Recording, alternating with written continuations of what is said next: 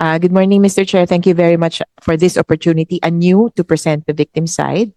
But I would like to yield to the victims my time. But in general, Mr. Chair, today we will be presenting three victims Pakilapit pa yung microphone. who will present testimonies as to their particular experience. And these three victims have something in common. Their relative was killed in a one-time, big-time operation. And hopefully this will provide a much wider picture of what happened. And these are one-time, big-time operations in Caloocan and Cebu. However, Mr. Chair, we would like to begin with the introduction of all victims who are present in the room. As of now, Your Honor, we have about 26 victims or 20, with three of them presenting their testimonies, Your Honor. Additionally, Your Honor, we have three church advocates who could perhaps share about their advocacy and assistance to the victims, Your Honor. Thank you, Attorney Conte. Salamat po sapagkat kung hindi na kayo nag-rally sa loob, dito na kayo mag-rally sa loob. Okay? So I will be asking Attorney Conte to be the one to call on those that will testify right now. So sino una, sino pangalawa? Go ahead, Attorney Conte. Yes, Your Honor, we will perhaps with the indulgence of the chair, may we ask the victims to introduce themselves and their kin who was killed, Your Honor. And then perhaps we can go around the room. Thank you, Your Honor. Ako po si Mercedes Samson. Ina ni Ronel Haraba. Ang aming umaaya ay pinatok ng mga lalaking di kilala na nakabonet. At sila po ay nasa 7 o 8 katao. Ang iba ay nasa loob ng bahay namin at ang iba ay nasa labas. At pilit po nilang isinama ang aking anak na si Ronel Haraba. Magpakilala po muna kayo at mamaya po ay papakinggan po namin kayo sa lahat ng inyong kwento. Ako po si Mercedes Samson. Ina ni Ronel Haraba. Ang aming bahay ay pinasok po sa loob ng mga hindi kilalang lalaki na nakabonet. Okay, sino po yung anak ninyo? Ronel Haraba po. Ilang taon po siya? 30. Opo, siya po yung napatay. Opo. Okay, pangalawa? Ako po si Christine Pascual. Ang anak ko po si Joshua Laksamana po. Magandang hapon po sa inyo lahat. Ako po si Marian Domingo, ang aking asawa at anak, biktima ng extrajudicial killing po. Good afternoon po. Ako po si Dalia Cuartero. Ina po ni Jesus Cuartero III, taga Bulacan po. Ako po si Shira Escudero, kapatid ni Ephraim Escudero, yung victim po. From San Pedro, Laguna po kami. Gandang hapon po, Lo. Ako po si Maria Soledad. Biktima ko po asawa ko.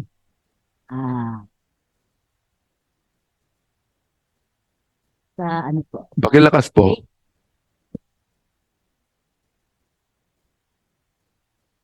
Ako po si Maria Soledad. Ang biktima ko po, asawa ko po. Doon po pinatay sa Canlaon, Palengke po. Salamat po.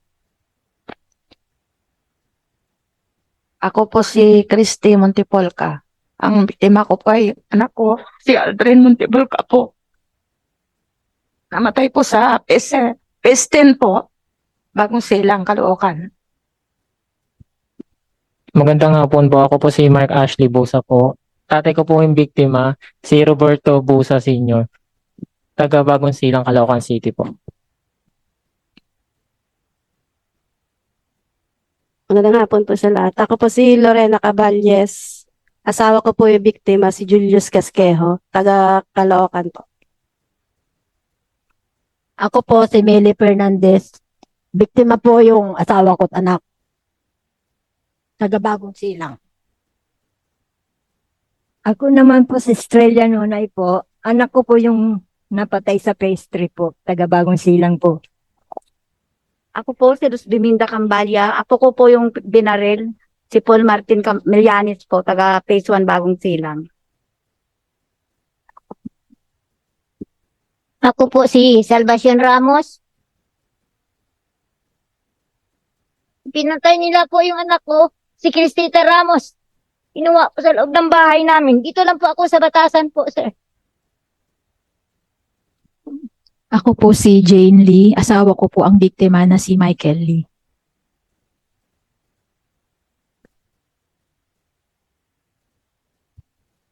Magandang araw po sa lahat. Ako po si Leory Pasco.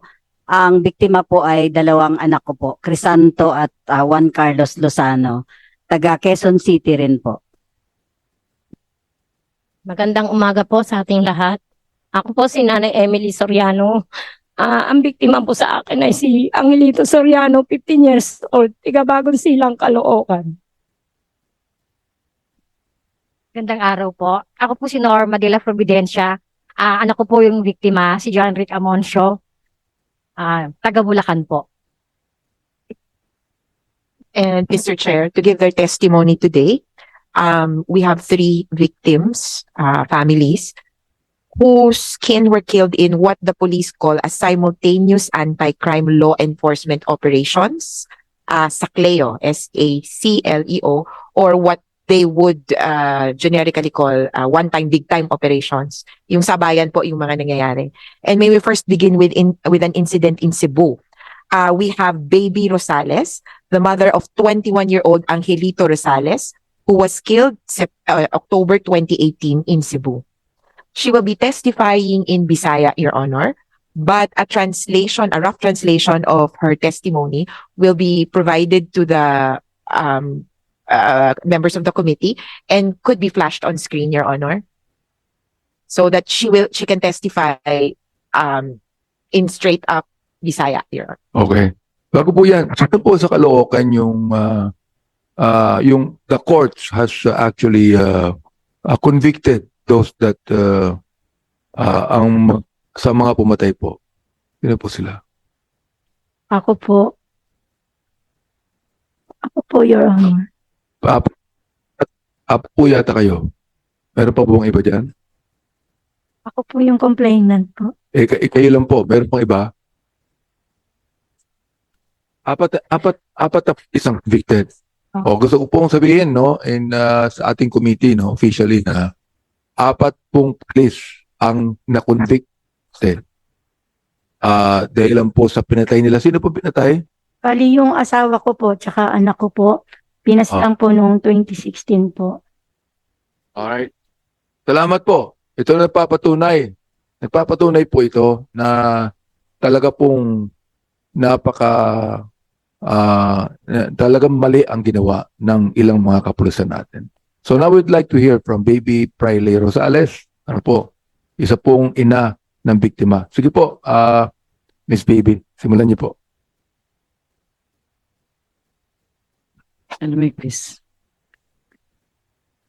Magandang araw po sa inyong lahat. Ako po si Bibi Prel Rosales. Ina po ako ni Angelito Rosales na pinatay noong October 4, 2018, yung one-time big time po. Nung gabi noong October 3, nag-celebration yung anak ko. 4 na anak ko at saka yung si Pwede Angelito. kayo mag-Bisaya, kung gusto niyo. Okay lang po. Bago po yan, ay gusto ko rin po kilalanin si Representative Ramon Gutierrez ng One Rider Party List. Okay, go ahead po, Miss Baby. Bisaya na lang po kayo. Nag-celebration ng ang mga anak ko, yung honor, kauban ko sila mga iyang iso na lalaki na si Angelito. Bandang alas 2 ng madaling araw, yung honor, October 4, nagkabagbuwag na sila yung honor kasi na mauli na sa silang kanya-kanyang bahay. Ako, yung honor, doon na ako sa karbo nagpuyo, kauban ako akong 4 ka anak, si Angelito nasa Pasil. Kung partly lang sa akong kuan honor, wala ko ikahadlukan kay akong anak, wala man dyan magbinuang honor. Bandang saglit lang ng mga minuto, na anak ko na ibawaan nga, nanay mga pulis, nanay mga pinatay, galing sa Talisay, daghan na kayo sa pamatay honor di. Para nako, wala lang nako, kasi siyempre wa man ko magunaw na sa mga anak. Pagkatataod yung honor, nanay nagpaibaw nako, nga nanay nahitabo ni Angelito dito sa Pasil. Di, nagdali-dali ko yun og dagan sa Pasil, kay nanay pa ba nga nahitabo sa akong anak. Pag adto na ako sa Pasil yun, akong naabtan dito sa Pasil, kaya akong ang mga pulis yun, wa man ko pasudla sa agianan yun, diara sa dalo ako pasudla sa bahay. Giinan ko sa pulis nga, na tumasilingan nga, Sir, inahani ni Angelito. Ang tubag sa pulis, yun, dihara na siya, ay lang sa pasudla. Di, nagpaabot na sa kung pila ka minuto, nga, abi nagpasudlon ko yun, wala man yun. Ang ilang silingan, nisulti na ako nga, ati, ang imong anak si Angelito, gidala na sa ospital nila sa mga pulis. Dito sa CMC sa Burgi, ilan ang gidala na kung anak i-honor. Siguro sa akong naibawaan sa mga iyaan o nakasaksi diya sa balay, nisuod ang mga pulis nga wala sila kita nga papel yun. Ang ilang gipakita, litratura. Litratura sa akong anak, was lagi pagkita nga papel. Umang isulod nila nga akong anak yun, ang ilang isikaran, siyempre tungo sa kahubog sa akong anak, ninyo kabangon. Ang iyang living partner yung gipagawas yun, ang akong anak may lagi pasalubong brief, kung naman nilang gipasil dito sunod sa kwarto. Ang ilang ipalabas, kanisukol ko nung akong anak, manang ilang gipasil. Kano nang iyaan, diha mang iyaan sa tungod kanina o kinahibuman nga nung nagumpo na ang balay. Niya na pag-iyaan, i-honor na, ayaw na ninyo po sila. Takpan na ninyo, ug naman ka na isa ang ako pagumangkon. Kung sige buhat sa mga pulis yun, or gipatira ng iyaan, o gipasaka sa taas. Mga pila na kaadlaw na itabo, kan paghayal sa akong anak yun, na iniabot nga investigasyon sa mga pulis.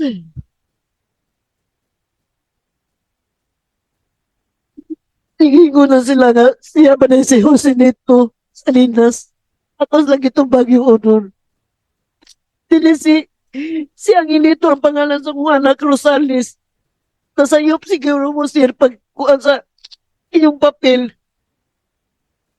Ni Ana lang itong pulis nga nang-imbestigar na ako. Yun, Honor nga, wala ko mahimuha na, ma'am. Ni Ana lang pagkupag itong Baguio Honor.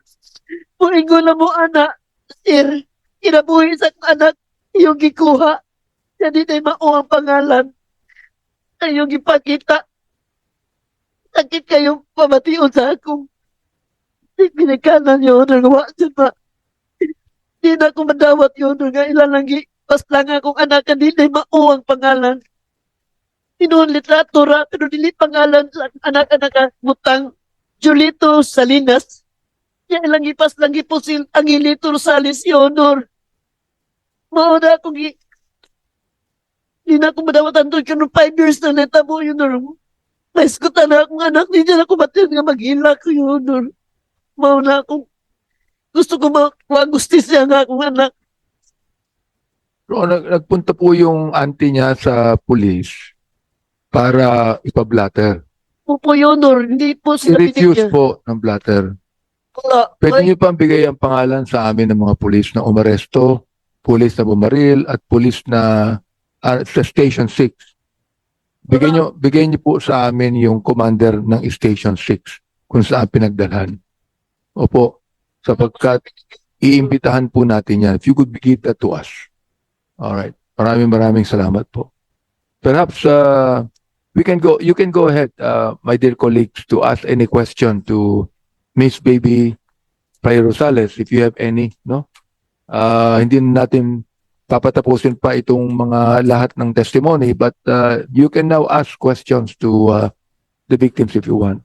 Congressman Chair. Torres. Thank you, Mr. Chair. Speaking of Go ahead. Oh, sige. Sorry, Mr. Chair.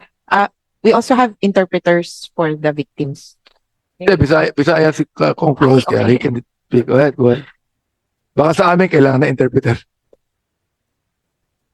pagpatay sa imong anak, ang pila ka adlaw haya ka to sa police station para ipablatter. Ang mga iyaan po, sir, pero nalubong na si Angelito. Pagkahuman na paglubong. Oo. Pag naglubong nga 1 day or 2 days pa to, nanay ni anak nga taga-size. Imbestigar na nako. Unsa man ang size? Percento size po. Percent 6. Oo. Sa Cebu City. Sa Cebu City. Imbestigaran dahil ko nila. Pagtanaw na ko silang papel, Julito, Salinas, ang nakabutang. Bato nakaanak ko, wala may Julito, nakapuyo dyan banda sa Samua. Pero samtang naghaya pa wa kami adto sa police station para magpa-report. Akong bayaw ni adto. Dili man sa tagaan. Dili taga-ano gunsa. O kanang record kanang kuan sa police report. Kay mangutan man para asa. Unya na lang balik ka lang wala pa busy pa ana. Nailan ba ninyo kinsa tong police nga wala may hatag sa inyo sa report? Wala na sa kukakuan sir. Wala po niyo ko ang pangalan. Wala sir. Por nasayod pa mo, nahinumduman pa ba ninyo unsang adlaw to? Mga giadto dito. Wala na ko kayong dumato si tungod na sa kakuan na jud na ko ato sir. Sa bagsak sa hunona sa akong anak. Salamat. Thank you, Mr. Chair. Kailan po nangyari yun? Yung one time big time po, Yonor, October 4, 2018. Okay. Alas 3 na madaling araw. Kayo ang interpreter, no? Can you please, translate what he said, what she said? Sabihin niyo lang. Yung kanina, naalala mo mga sagot niya? Sige lang. The one-time big-time operation happened on October 4, 2018. 18. Wala siyang maalala ang pulis na mga pangalan? Nakinahimduman ng mga pulis, pangalan sa mga Wala. pulis. Sir, wala man jud ko pa duula. Wa jud ko pa duula sa pulis. But that is some point, that Station 6 ng anong town? Station 6, Station 6 is ang Station 6 sa asa na ang alunsod. Nasa Pasil, sir. Nasa Pasil. Sa kupra sa kuan. Pasil. Oh, Cebu City. Cebu City. Sa town? Town ba yun? Pasil. Barangay po. Cebu City, barangay. Opo. Okay. So, I think that we could be able to talk with the responsible police officer in Barangay Pasil, no? To provide to us the names of those policemen. 2018 pa, baka sabihin ng mga police, nakalimutan na nila yan. Totoo yun. Pero the thing is, kailangan niyo pa rin ng justice dito. Okay? Go ahead. Mr. Chair. Yeah, can I hear a motion, please, to invite those police officers in Pasil? Mr. Chair, I move that we invite the station chief of station number 6 of Cebu City at that particular October 4, 2018. Oh, Mr. yes, Chair. sir. Mr. Attorney. That we also inform the city chief of police, di ba? On Yes, that. Mr. Chair. Okay. Yes, Mr. Chair. Kasi Mr. Chair, bago na siguro yung chief Yeah, I know. ng Station 6 eh. So talagang dapat yung previews That's right. na Yes. Station I 6. would like to clarify my motion, Mr. Chair. I'm asking for the invitation of the person or the chief of station at the time of And the chief of police at that time. There's a motion. Is there a second? Second. Yeah. There's a motion and seconded. Any objection? No objection. Motion is approved. Go ahead, Attorney Conti. Just for the committee's information, Your Honor, we actually have in the copy of the death certificate, signing police officer. The medical legal officer who signed it is from the PNP Crime Lab. Signed by whom? Sorry, Your Honor. Signed by... By a PCI Benjamin Lara, Oo. medical legal Pero officer. walang blatter yan. Yes, walang- unfortunately, Your Honor, what happened in this case was they issued the death certificate with the cause of gunshot wounds, but did not issue a police report, Very good. a blot, or any other accompanying document. Can you submit that to us also? Yes, Your Honor, we will Okay. submit. And so, if possible, we could perhaps also subpoena this police officer who would he certified the death, Your Honor. So, if he conducted an autopsy or did not conduct an Oh, this is autopsy, the name of the policeman. PCI Benjamin Lara, Can I hear a motion to that effect? Mr. Chair, motion for the invitation of medical legal PCI Benjamin Lara MD and to bring, Mr. Chair, the investigation report or autopsy report of the said victim. thank Mr. you, Chair. Your Honor. Is there any second? Second. Been moved and seconded of the motion of Congressman Cosmo Brotas. Is there any objection or objection? Motion is approved. Mr. Chair, habol ko lang. Yes. Mr. Chair, tatanong ko po sana kay sa mother ng victim kasi binanggit nyo dito na merong nagsasalita sila ng Tagalog, yung mga pulis. Tama po ba? Opo. Yung sinabi ko po sa nisulti ko nga pagi ako kay akong mama ni Angelito, ang gisulti niya Tagalog. Dyan lang Hindi yan. baka nagtatagalog lang para hindi maintindihan. Sinabi niya, dyan lang Pero Tagalog po sila talaga. Tagalog po. Naka-uniform lang po sila ng parang army nga ganun. Yun. Yun dito lang nakabunit lang talaga. Ganito lang nakita namin. Oo. Dili ra anara. Kanira mata mo makita. Nakabunit sila. Wala sa may kuan nga na sila kuan diri basta maura kung na inumduman nila yung honor. Kalayo man kay kuha man ko nila paduula. Mato masilingan ni ana na lang nga imong anak sila mismo nagdala sa akong anak dito sa CMC dito sa Murgi. Sa ilang gisakyan. Mr. Chair. Yes, Congressman. Can I also Sorry. move, Mr. Chair, that the station commander of Station 6 at that time, whom I requested to be subpoenaed, Mr. Chair, also bring with him the records or the blotter, Mr. Chair, for the periods covering October 3 to October 23, a 20-day period, Mr. Chair. Any second? Moved and seconded by the motion of President Flores. Any objection? No objection. Same is approved.